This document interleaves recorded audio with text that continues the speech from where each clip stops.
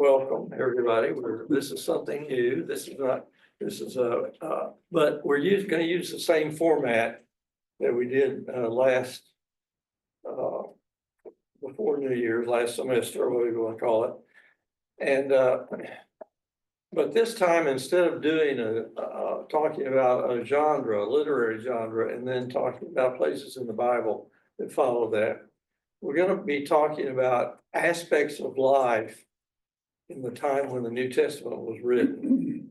And then we'll look at passages in the New Testament that reflect that, and it gives you a new dimension in what you're reading when you have some of the context. Let me give you 2 or 3 examples of things we'll be doing. Today, we're going to do a little bit of map study. Sorry about that for those of you. It sounds like math class or something, but that was the way my attitude toward math class. Might not be yours. Anyway, the next couple of weeks, for example, I think next week we'll take food and eating, and we'll talk about the way it was done in the New Testament period, the way the Romans did have some peculiarities, we think, differently from the way we do meals. And then we'll look at some passages in the New Testament where people are at a meal.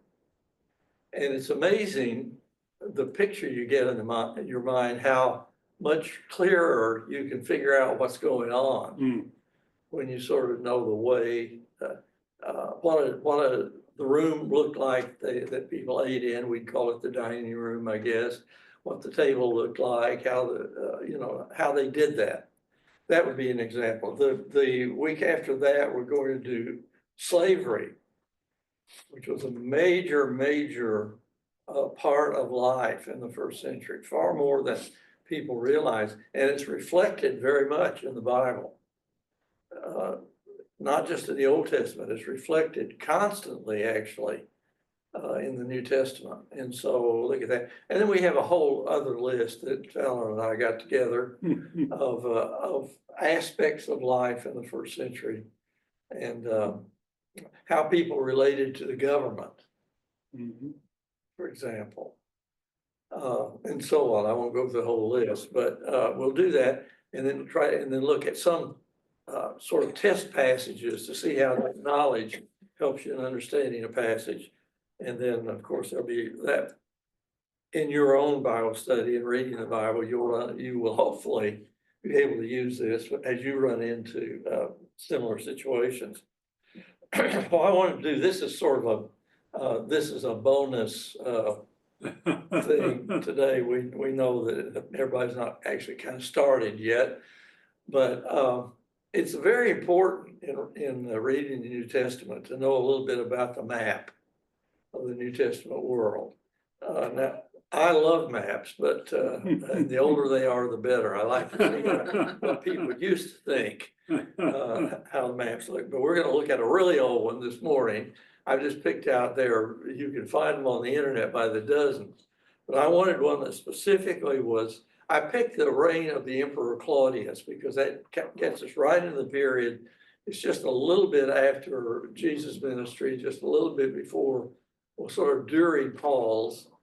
And that's probably the best historical period to take a map and look at it and just see what the world was like at that time, what the Roman world was like. First thing you have to realize about maps and about the way the New Testament talks about the world. The New Testament talks about the world the way people experienced the world. We, by the way, still do that too when we're just, having a cup of coffee with somebody. It's only when we're in a university science class or something that we start talking about the world as astronomers see the world, or as physicists see the world, or something like that. The rest of the time, we just talk the way people did 2,000 years ago.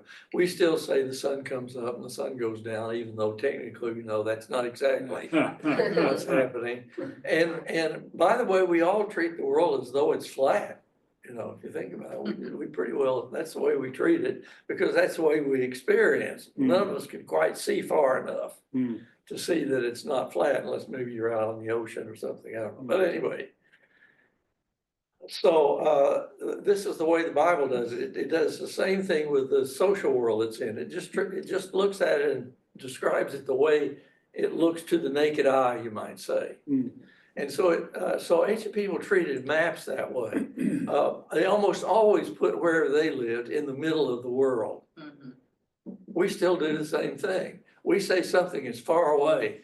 China is far away. Well, not if you're Chinese and live in China, it's not far away. You're just talking about it from your point of view. So when the Bible talks about the world or the whole world, you have to realize that it's talking about the world or the whole world as it was experienced by the people who are getting the letter written to them. Hmm. So don't say, oh no, that's not the whole world, because what about Australia? Well, Australia was not something that people in the New Testament days experienced. And so they talked about the world they experienced. And the world they experienced was basically the Roman Empire, because by the time you get to the New Testament, the Romans are not in charge of the whole of everything as far as human knowledge went, but just about everything. So the first map that I want to spend some time with, you can see that sort of orangish thing. That's what Rome had control of. And if you lived anywhere around that, you notice it's all around one body of water, right? The Mediterranean Sea. It was sometimes it's just called the Roman Sea because they had just conquered everything all the way around it and back a little way from it. But then when you get into that yellow, that's not a part of the Roman Empire. Those were the barbarians.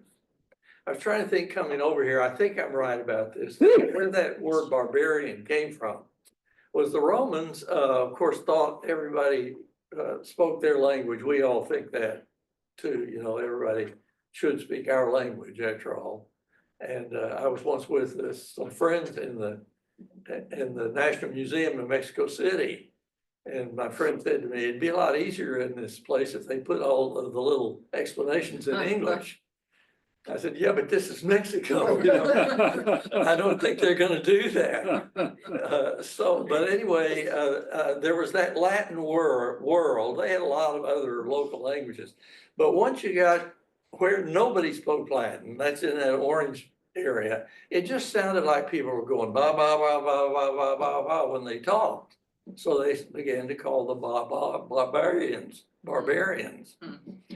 And so that world they knew something about, but it was not their world. It was people they didn't know, they didn't speak their language, and so on. So that's the first distinction that you need to make. Now, there are two passages I want to bring up right away this morning that give geographical lists, and they're fascinating to just take them and see if you can figure out where these places are. The first one is a very famous passage in Acts chapter 2, where, let me just read it, and then we'll go back and look at it briefly. Acts 2, and beginning with verse 5. Now there were staying in Jerusalem God-fearing Jews from every nation under heaven. Again, you must take that not geographically, literally, but as a personal experience, anywhere you can think of in the inhabited world. And when they heard this sound, a crowd came together in bewilderment because each one heard in his own language being spoken. You know the story about the coming of the Holy Spirit. Utterly amazed, they asked, aren't all these people who are speaking Galileans? Then how is it that each of us hears them in our native language? And then it gives a list. And so with the map you're looking at, let's see if we can locate or at least most of these places on this map. First, it says Parthians, Medes, and Elamites. Now that's interesting because these people were not thought of as being barbarians, but they are not in the Roman world. They're in the part of the world that we today would call, well, what? Do you know what modern countries might be where the Parthians, Medes, and Elamites live? Iran, Iraq, Mesopotamia, you know, that part of the world. That was not under the control of the Romans, but they did know it very well because it was their main enemy. So that green over there, Parthian Empire, the green on the map, that's what it's talking about. So these are Jews who live there. They're not that far from Jerusalem. You see Judea, Judea and the Parthian Empire are not very far apart. Mhm. And then residents of Mesopotamia, there we're still dealing with Iran and Iraq and some of what's modern Syria. Ancient Syria is different from modern Syria. And then it says Judea, of course, that to the writer is sort of the center of the world. Hmm. And now he takes off in a different direction. Cappadocia, Pontus, and Asia. What modern country is that? They're all three in the same country today. Turkey. So we've gone from Iran and Iraq, and then we made a stop off in Judea where the story is taking place, and now we're up into Turkey. You see Cappadocia, I don't know if, Cappadocia is there, and it's in the same, these are in Latin on the map, and Pontus is up just above Cappadocia, and then Asia is that whole western part of modern Turkey, what's called Asia. That's odd because that's not a lot of these names have been appropriated for different places than they were then. And then also Phrygia and Pamphylia. Now they're not on our map, but they're also in modern Turkey. They're right above where on the map you see Syria, you see Judea, and then you see Syria. And then if you just keep going north, you come to these provinces of Phrygia and Pamphylia. That all of those, I want to come back to this in a minute about the importance of Turkey to the history of Christianity. And now he takes off in a different direction. He goes south and he says Egypt and parts of Libya near Cyrene. You get that? Egypt is still Egypt. It's never changed. And Libya is still called Libya. But when it says parts of Libya near Cyrene, it's talking about North Africa. So that strip of pink along the southern edge of the Mediterranean Sea there, it's that area. You see Cyrenaica there? It's all that area. Those are countries today we call what? Morocco, and what are some other countries in North Africa? Libya is still called Libya and so on. And it runs all the way over to the end of the Mediterranean to where it's just right across from Spain. We'll come back to Spain in a minute. And then it says there are visitors from Rome. And of course, Rome is in the middle of everything because it's the Roman Empire. And then it says there are Cretans and Arabs. Crete, of course, is the island right out and it's sort of in the middle of the Mediterranean there, just below Asia. You got that? There are several islands in the Mediterranean. I don't know why it specifically only mentions Crete, but that's the only one it mentions. And then it says, and Arabs. Now, if you look in the lower right-hand corner of the map, you will see Arabia Petria, and you'll see Arabia Magna. You got those two? Yep. That's where the Arabs lived, and that's where the Arabs still live. That's the center. Arabia Magna would be what modern country? Saudi Arabia. Saudi Arabia, okay. Which is in many ways the power center of the Arab world. And then the Nabateans lived just south of Judea, and they were Arabs also, and their capital was Petra. If you want to go a long way from home to see something, go see Petra. It just takes your breath away. It's the most incredible place you've ever seen. Or else go watch what's the archaeology? Indiana Jones and the third one. The Last Crusade. Last Crusade. The Last Crusade, yeah, see that movie, because it's made at Petra. That's where the Nabatean Arabs lived.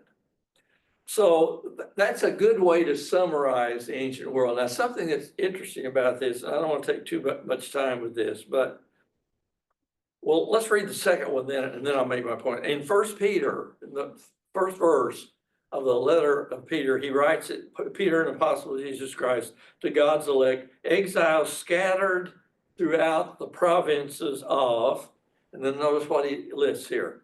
Pontus, we've already seen Pontus is in modern Turkey. Galatia, that's in modern Turkey. It's kind of right in the middle there. Cappadocia, we already had that in the other list. Asia, and Bithynia. All of the ones that Peter mentions in the beginning of his letter are all in modern Turkey. Okay, now I want to take just a minute and point out what's not here.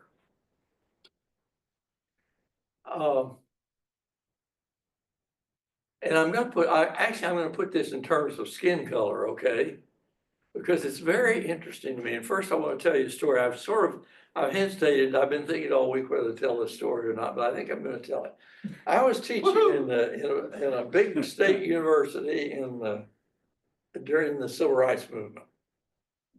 And we were having demonstrations and riots and all of that. I know some of you all think that's something new. That's not.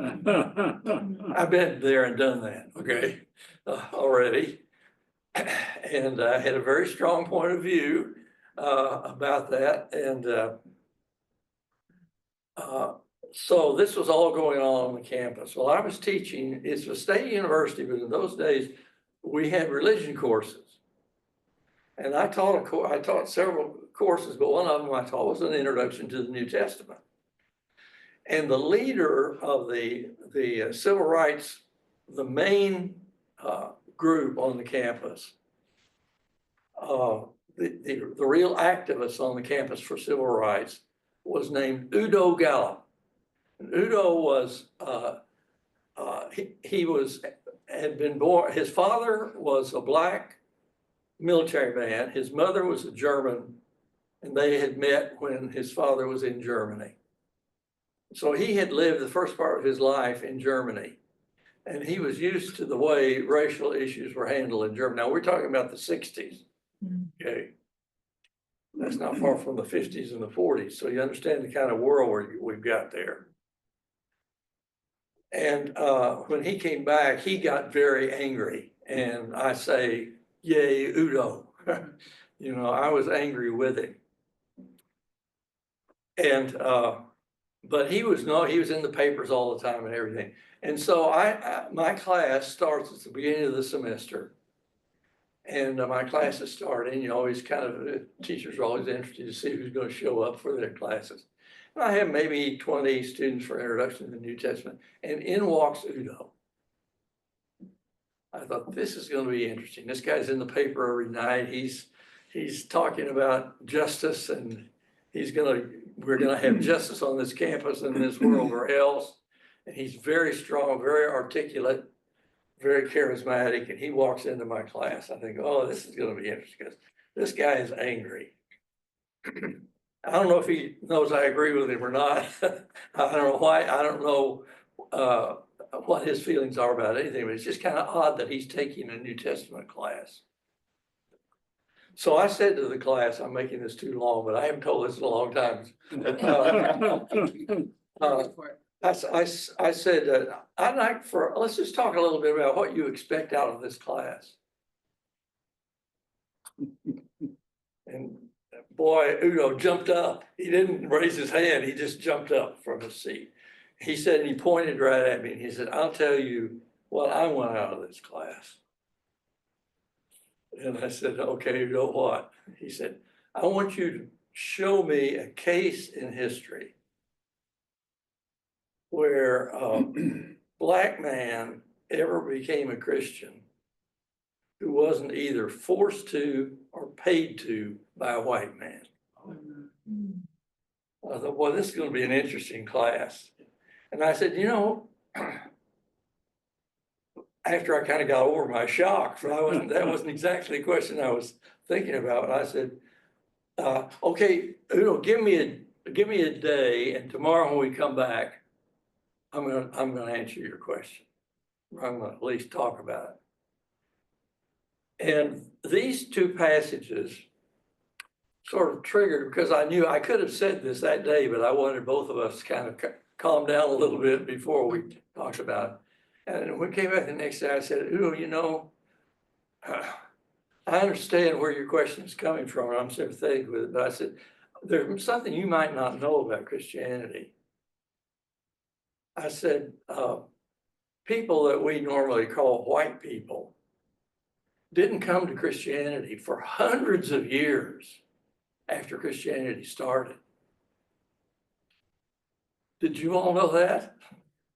There aren't any, the white people live up in that yellow on this map. Look at that map and see what we're talking about.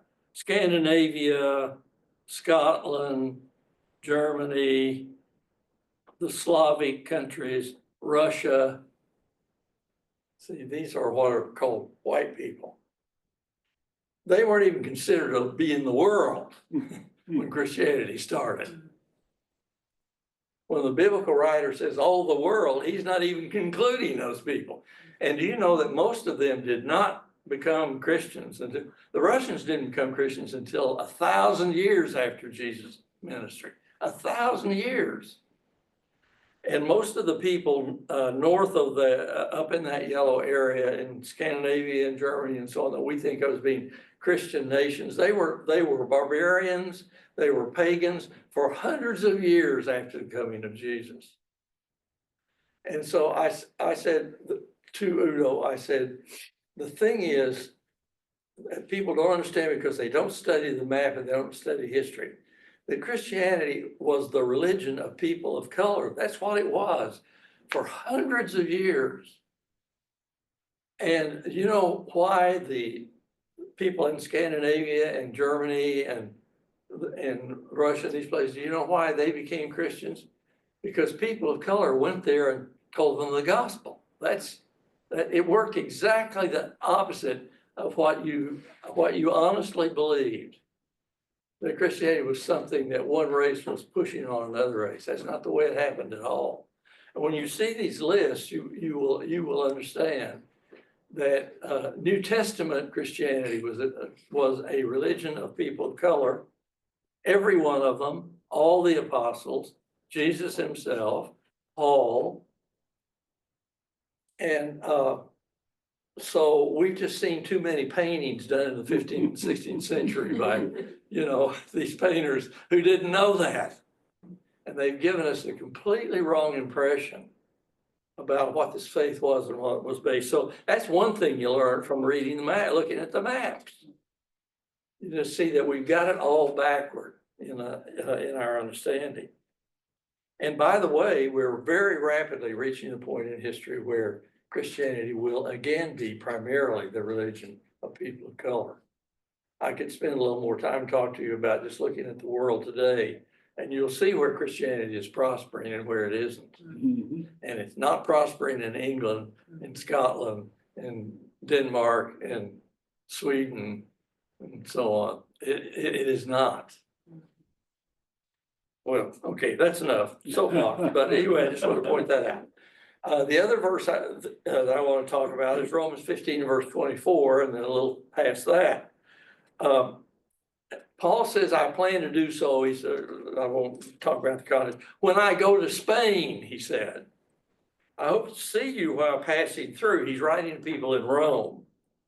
And to have you assist me in my journey there after I've enjoyed your company for a while. So after I've completed this task and made sure that they've received this contribution, that's what he's taking along, I will go to Spain. Now, if you look at the same map that we've been looking at, you don't see the word Spain because it wasn't called Spain then, but if you go all the way to the well, you know where Spain is. It's got different names there, the Latin names it was called. But you see, that's as far in the first century world, that's as far as you can go, right? Because there's the big ocean after that. And I don't exactly know why it was that Paul was obsessed with going to Spain. I think it was that he sort of felt personally the responsibility for being sure that the whole world heard the gospel. And there was something kind of symbolic in Paul's mind about if I go just as far as I can possibly go and take the gospel there, that's what I'm going to do. He never got to do it, of course. At least we don't think he did. Now, in the meantime, other people, not Paul, other people are going the other direction. And I'd love to talk to you about Christianity in the countries we now call Asia. There were Christians in China, And in Central Asia, long before there were any Christians in Germany or England or Scandinavia. We know that because we found ancient graveyards from just a couple of generations after the apostles. Christianity was already, it was over in Iran, Iraq, all Syria. It was over there very early. It was down in Ethiopia. It was all over what we today call the East.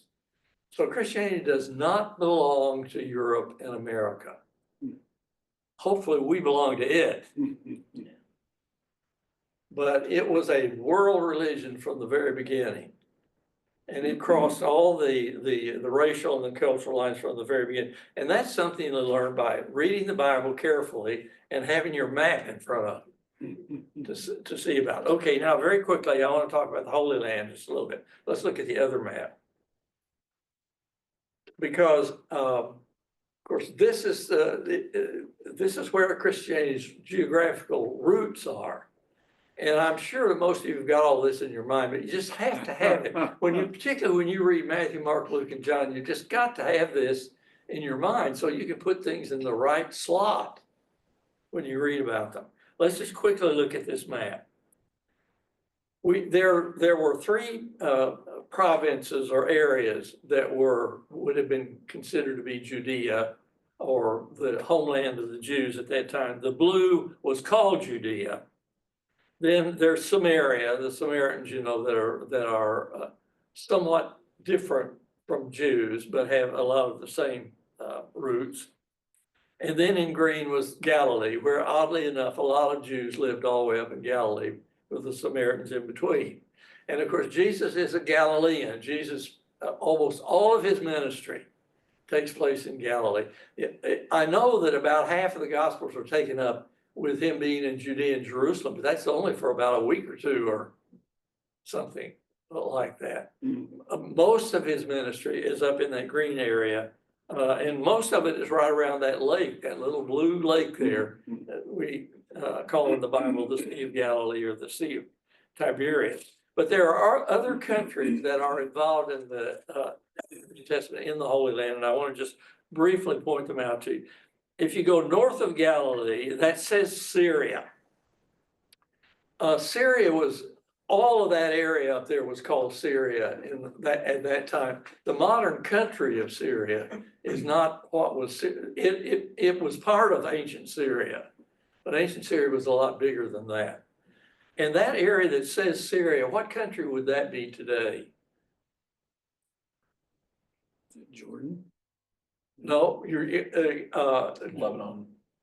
I'll come to Jordan. That's close. It's Lebanon. Yeah, it's right. Lebanon. That's right. These battles you're seeing in the news where, between Hezbollah and the Israelis, that's Lebanon. The Hezbollah is in Lebanon. Yeah. And it says Syria on this map because it was all called Syria. But there's Tyre and Sidon, all of that is, those sites are still there, and that's called, it was called Phoenicia. And today we call it Lebanon. Now it comes on down that little arrow that comes down further south. That's all in the modern state of Israel, but above Galilee, that would be Lebanon today. Now, let's talk about Jordan, because Jordan, what countries on this map would now today be Jordan? Can you read the small print well enough on there to tell? The Decapolis, for sure. The Decapolis, Perea, the purple part would be, and some of the northern part of what's called Arabia. And then you get into Saudi Arabia. So all that area east of the Jordan there is considered a part of the nation of Jordan today. And but that's all just as biblical as Galilee and Samaria and so on. It's just that it never calls it Jordan. Sometimes it'll say something about east of the Jordan or something like that. Let's just talk a little bit about the various areas of it. Of course, the Arabs are we've already talked about them.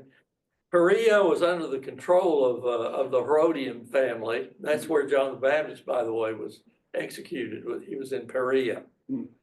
Perea just means on the other side of the Jordan. That's the part of the area that was under Jewish control or Herodian control. Decapolis means 10 cities, deco and police, 10 cities. And these were city-states. The Roman Empire was full of this kind of thing, where there'd just be a town and several thousand acres around it, and it would just be essentially have its own government, its own independent government. And so this orange is not a country; it's a group of city-states. And another group of city-states were along the coast of the Mediterranean. For example, that yellow strip that comes up next to the blue, toward the bottom there, you see that area that's along the coast? What would that be today? Gaza. That's the Gaza Strip. It was there that long ago. And so that's one where you can see there's a real battle about does that belong to the Jews or does that belong to the Palestinians? Because that was never a part of Judea specifically. Okay, let's see, what have we missed there? I guess we got, you see the Nabateans and the Arabians, I've already talked about them. So, and you will see references in the Gospels to some of these other places. For example, it said 2 or 3 times in the Gospels that in the crowds that came to hear Jesus preach, there were people from the Decapolis. It'll specifically mention that. So these are probably Jewish people that lived there, but these towns, the Decapolis towns were pagan and they were basically Gentile, but they had Jewish communities in them. Jesus was around a lot more paganism than you might get the impression, because Jesus performed his ministry there. Take your time, Don, you're good. Okay. Jesus performed his ministry.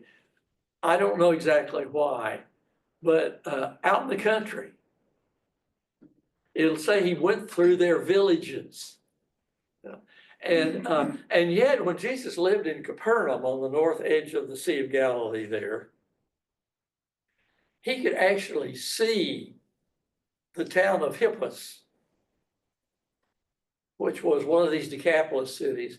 I've tried this out just to be sure I've stood on the shore of the Sea of Galilee at Capernaum to be sure I could see Hippus, and I could, and it's up on a big hill. And I wonder when Jesus said, a city on a hill cannot be hidden. I always wondered if he was talking about Hippus, because every time he came out of his house in Capernaum, he could see Hippus with all those pagan temples and everything up on the top. They've excavated all those now. We know what was up on that hill. It's a fascinating thing.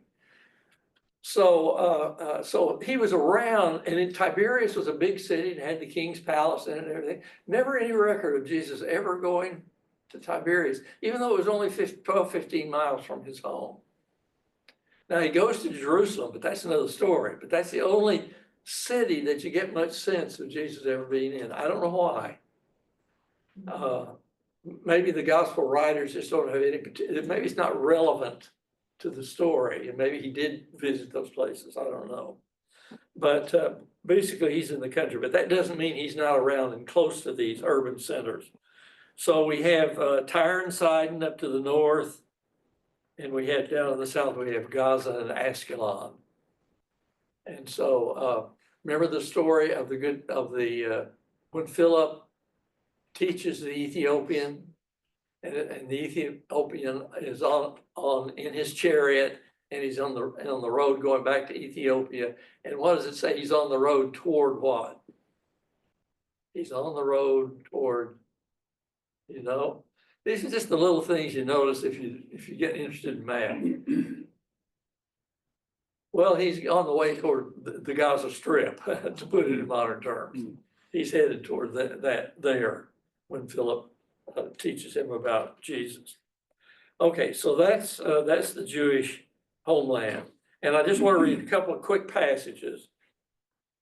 Already by Acts chapter 9, in verse 31, Luke, the author, says, then the church throughout Judea, Galilee, and Samaria enjoyed a time of peace and was strengthened. So already by Acts chapter 9, Christianity has spread to those 3 provinces. And in fact, you know what Jesus said in his Great Commission, you go to Jerusalem, Judea, and the uttermost part of the earth. I wonder if Paul didn't want to go to Spain because he knew that Jesus had said that, and that was the uttermost part of the earth from Paul's point of view. And then in Acts 15, verse 30, I think, verse 3, I think, the church sent them on their way. That's the apostles getting ready to go on Paul's first missionary journey. And as they traveled through Phoenicia and Samaria, they told how the Gentiles were converted. So look at the map again. You'll see they're going from Jerusalem, the blue. They're going up through Samaria, and they're going up toward what it says on this map, Syria. That's Phoenicia. And they're spreading the message about Jesus that way. So you can see how the beginnings of the spreading of Christianity. And I want to point it out again. We're still in the world of people of color. Okay, we're not anywhere close yet to the world that is, oddly enough, ironically enough, now called the Christian world. It's just interesting how that has happened. If we wanted to take another week and spend 2,000 years of church history, we could explain why that happened. But anyway, that's another story.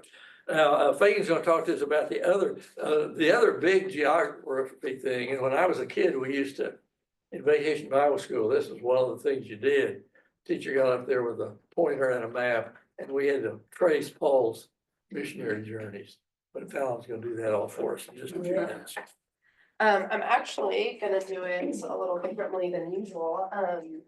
If you've spent any time with me at all, I use the Bible Project a lot in my classes, in my personal Bible study. Do you mind, Sam? You mind what? Desktop. Thank you, sorry. Yeah.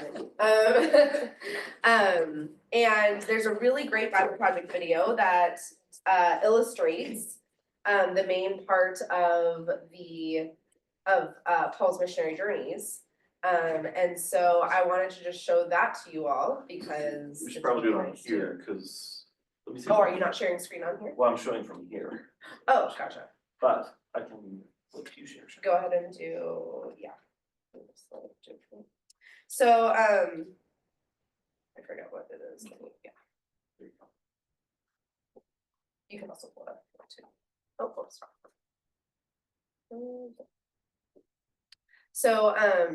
So Paul's missionary journeys. So this is one of the Bible Project videos that shows Paul's missionary journeys as they are described in Acts 13 to 28. So the New Testament, it has the Gospels, the 4 Gospels that tells the story of Jesus' life, Matthew, Mark, Luke, and John. And then it has Acts, which is the sequel to the book of Luke that tells the story of Jesus. And Acts tells the story of multiple missionaries, the most prominent of whom is Paul and Peter. And then the rest of the New Testament, for the most part, are letters from those missionaries that are talked about in Acts that they write to all of those various areas that they talk about in Acts. Does that make sense? So the New Testament's it's a lot of different angles to tell similar stories. So this one, it contextualizes Paul's missionary journeys. And I also think helps give some context for, and one of the reasons why I wanted to show it was because not only does it show the map, a much simpler map than what John has done. John is an expert in this stuff, and this is not my expertise. But so it's a simpler maps, but also gives some context for why does it matter to know some of the geography here, which John has already given us a lovely introduction to. But I think it also helps contextualize that conversation. So, oh, thank you. You already shared the screen. I appreciate that. During the first century, most people It always has to think about the volume for a second. around the During the first century, most people around the Mediterranean Sea lived in densely packed cities, all ruled by the Roman Empire. Each city was a diverse blend of cultures, ethnicities, and religions. And because of this, there were all sorts of temples for offering sacrifices to all sorts of gods, and each person had their own portfolio of gods that they gave their allegiance to. But in every city, you'd also find a minority group who wouldn't worship any gods but their own. The Israelites, also known as the Jews. They claimed that their God was the one true creator and king of the world. Now, all these cities were connected by a network of roads built by the Roman Empire, and so it was easy to move around, to do business, and even spread new ideas. Now, one person familiar with these roads was the Apostle Paul. He spent the second half of his life traveling from city to city, announcing that Israel's God had appointed a new king over the nations. This king wasn't like anyone who'd come before. Right. Most kings rule with aggression or power, but this new king rules with self-sacrifice and love. His name is Jesus, and Paul is his herald, who's inviting all people to live under this king's rule. The stories of Paul's travels and how people received this message, that's what the third part of Acts is all about. For some time, Paul's home base had been in the city of Antioch. And from there, he and his co-workers went out on 3 road trips, traveling by land and by sea to strategic cities throughout the empire. In each city, Paul's custom was to go first to the Jewish synagogue where his people gathered. He'd start teaching and showing how the Messianic king promised in the Hebrew scriptures is Jesus of Nazareth. And some believed this news, others didn't, and still others thought this message was so misleading and dangerous, they would incite riots to kick Paul out of town. And so that's when Paul would take to the bustling city marketplace. He would set up shop there to make and sell leather tents to cover his travel expenses. And here, Paul kept sharing the news about the risen King Jesus with anybody who would listen. He was often misunderstood as just promoting a new god. One time he prayed for a sick person, they were healed, and everyone around thought he must be a Greek god that came down to visit them. But Paul insisted there's only one true God, and he was his servant. This message often stirred up opposition and more riots, and he got beaten, even thrown in jail. Why such a strong reaction? Well, the worship of the gods held together Roman culture. They believed the gods kept their cities safe, and the temple worship of the gods was a huge part of their economy. Paul wasn't just adding Jesus as a new god to the list, he was saying all other gods are powerless, even a sham. So he's undermining their way of life. Yes, and more than that. When Paul announced Jesus as a new king, he would call him Lord or Son of God, the very titles people used to refer to the Emperor of Rome. So Paul's message could easily be heard as a threat against the entire political order. Why would anyone join this movement? I mean, it sounds dangerous. Well, people were captivated by the story of Jesus and how his love created communities where all people were treated as equals, regardless of ethnicity, gender, or economic status. These people formed new families that would eat together. They lived sacrificially and took care of their poor. They lived like Jesus actually was the king. Right. And so in every city where Paul announced the message about Jesus, people were being transformed by God's Spirit to become new kinds of humans. So Paul would stay in that city and teach them the way of Jesus. And then he would leave for a new city. This was a difficult life. Paul had to endure a lot of pain and a lot of suffering. Yeah, and he did so because he believed that his own hardships were a reenactment of Jesus' suffering and death for others. He said it was God's own love that drove him to share the story of Jesus, no matter the cost. After his third road trip, Paul's reputation had grown. He had made many new friends, but had also made many new enemies that he would be wise to avoid. But Paul didn't avoid them. His next stop was Jerusalem, a city full of people who wanted him arrested, even dead. And so why he goes to Jerusalem and what happens when he gets there, that's what the final section of Acts is all about. So what were some geographical and cultural things that you noticed in the video? I liked that video because it helped connect the geography introduction today to some of the cultural things we're going to be talking about over the course of the semester. What were some of the cultural things? I didn't warn you ahead of time to be listening for this, but what were some of the cultural things that you noticed giving a little hint at in the video? The worship of gods is part Yeah, of the underlying economy. Yeah, totally. Worship of gods, and the really interesting piece of it being part of the economy, which is a huge topic that we'll talk about in different sections. But yeah, no, the worship of the gods and the economy and how those are connected for sure. Really important part of Roman culture that without any context, of course, some of us know about like Greek mythology and we have some ideas of the Roman gods, Greek mythology, that kind of thing. But how that actually function in a society or being a part of a society that revolved around that mythology, that is something that is totally foreign to us and is really important for understanding how Paul and Peter, other missionaries, functioned as they were trying to spread the good news of Jesus in the Roman Empire, as well as what Jesus was confronting as he was ministering as well. Yeah, what were some other cultural things that you noticed? Well, let me Geographical throw things? something Yeah, about please. that. There's this, it was a story about Paul being in Ephesus, which is in Asia Minor. And the local business, kind of the Chamber of Commerce, as I see it, sees that he's not just a threat to their religion, but he's a threat to their economy because they're making all kind of money selling souvenirs, basically.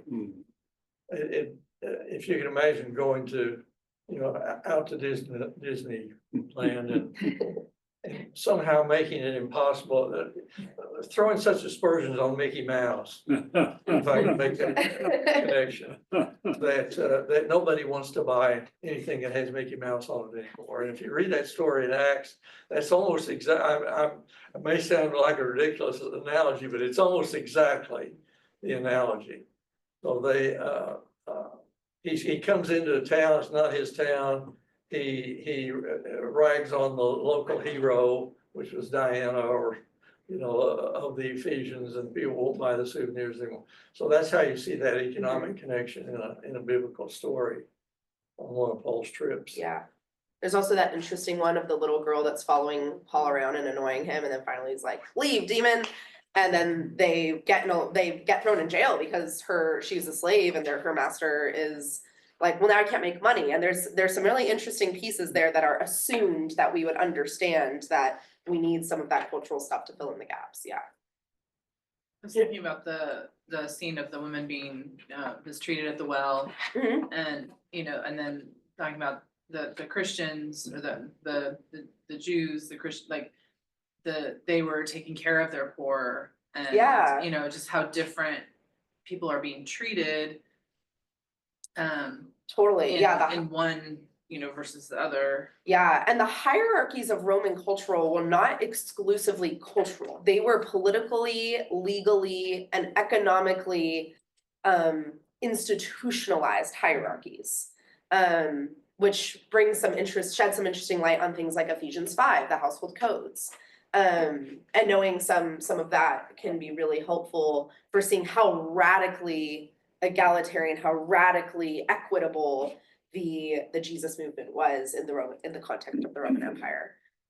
Yeah.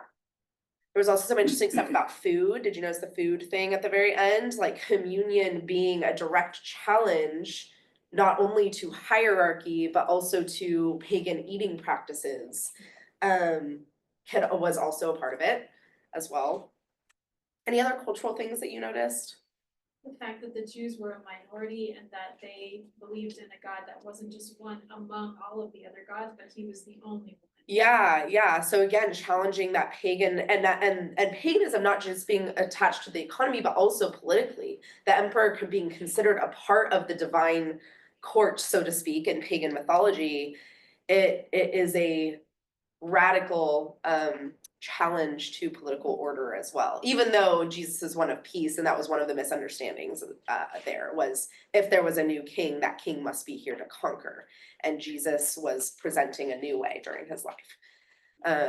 Anyway, there's so many more that we could talk about. I do want to mention, you saw the geography of the map. Hopefully when it was showing those maps, you were remembering the first map that we looked at with John and some of the nuances there. The Roman Empire also wasn't a completely monolithic thing.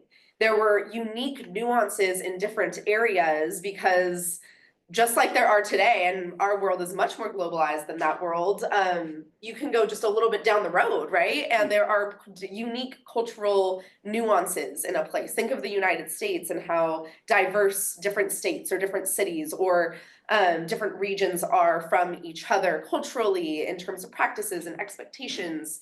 How much more so is that true of a place like the Roman Empire, where it was not just, one people group with one language, it was an empire that colonized a lot of different people groups and languages. And so there's a huge diversity here, and we're only going to be scratching the